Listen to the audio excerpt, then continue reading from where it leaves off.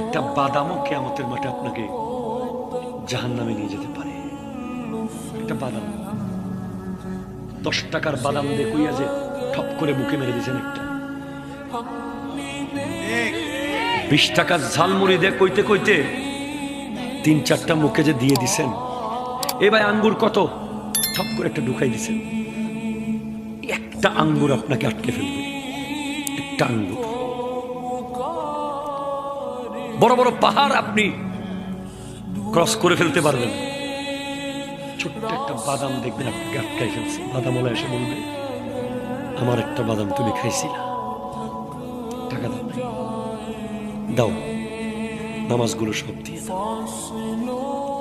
So careful. এই প্রজন্মের কাছে তো কোনো বিচারই নাই। মানুষের গাছের পেয়ারা ছিঁড়ে খেয়ে ফেলতেছ, মানুষের গাছের ডাব পেরে খেয়ে ফেলতেছ, মানুষের ক্ষেতের মূলা নিয়ে চলে যাচ্ছ, মানুষের পুকুরের মাছ মেরে চলে যাচ্ছ অনুমতি ছাড়া। না খেয়ে মরে গেলে ভালো হতো, একটা অনুমতি ছাড়া খাওয়ার চেয়ে না খেয়ে যদি মরে যেতে, তারপরও জাহান্নামে যেতে না।